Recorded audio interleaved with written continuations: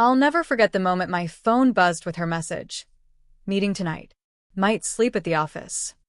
My heart sank, but my fingers typed before my mind could catch up. I'll bring coffee for you and Jake.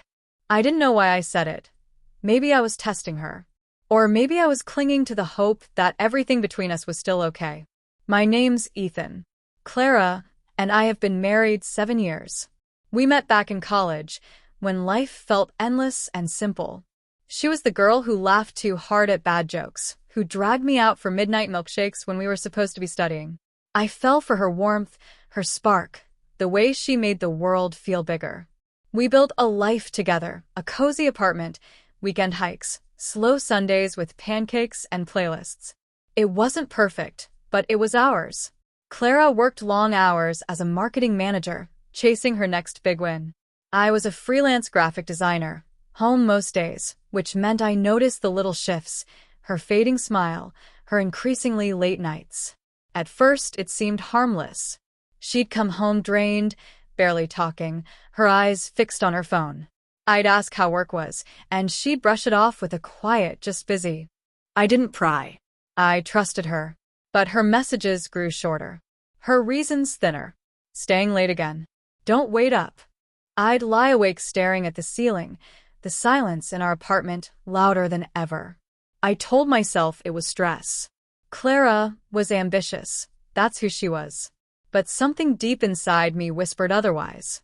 One night, while she showered, her phone lit up. A name flashed. Jake. I didn't look. I'm not that kind of guy. But the name stuck. Jake, the coworker she always mentioned. Jake thinks we should try this. Jake had a great idea. Always Jake. I smiled and nodded, pretending not to feel the twist in my gut.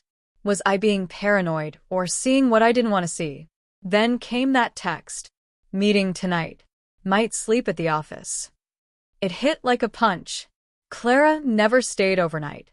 Even at her busiest, she'd stumble home at 2 a.m., collapsing beside me with a sigh. I stared at her message, my thumb hovering. I wanted to ask why, to confront her, but instead I typed, I'll bring coffee for you and Jake. I think I wanted her to correct me, to say, no, just me. She didn't. She just replied, thanks, love you. I couldn't sleep. I kept picturing her at the office with him, their heads bent close, laughing softly. By dawn, I was in the car with 2 coffees heading to her building. My chest pounded as I walked through the glass doors, the security guard giving a polite nod. The office was silent under the harsh fluorescent lights. I found her desk, empty. No code, no laptop, no Clara. My eyes shifted to Jake's desk. Also empty. I set the coffees down, hands trembling. Clara? I called softly. My voice echoed in the stillness. Nothing. I checked the break room. The conference room. Empty. Then my phone buzzed. A message from her. Sorry, meeting ran late. Crashed at Jake's place. Be home soon. My world tilted. Crashed at Jake's place. My wife. At another man's house. I just stood there, frozen, watching the steam fade from the untouched coffee. I tried to find some excuse that made sense. Maybe it was innocent. Maybe they worked late. But deep down, I knew. When she walked through the door an hour later, her hair messy, her eyes avoiding mine, it was already over. Hey, she said too cheerfully. Sorry about last night. Things got crazy. You were at Jake's, I said, not a question. Her face faltered, just for a second, before she laughed weakly.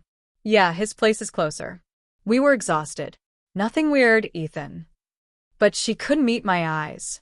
I wanted to shout, to demand the truth, but all that came out was a whisper. Clara, what's going on? She sighed, sitting across from me, twisting her hands. Nothing's going on. You're overthinking. But her voice cracked, and that's when I saw it. The guilt she'd been carrying. Tell me the truth, I said, my voice breaking. Silence filled the room, heavy and cruel. Then she looked down, tears falling. I didn't mean for it to happen, she whispered. It just did. The floor dropped out from under me.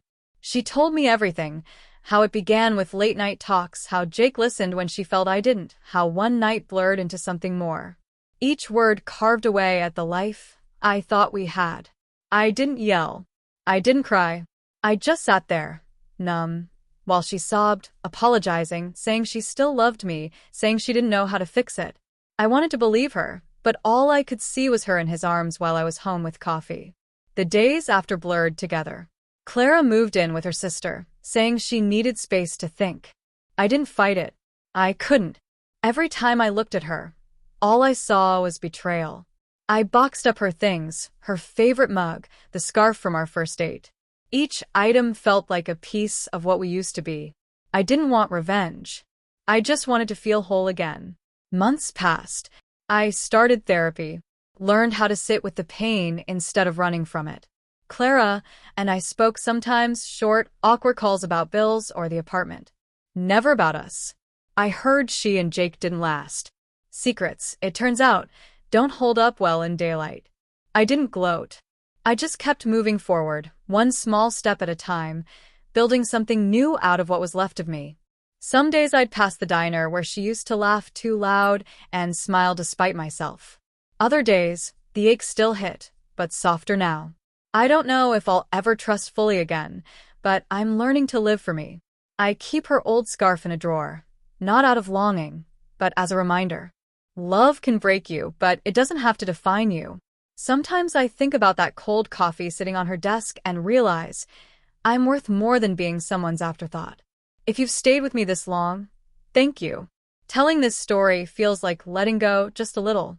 Your support means more than you know.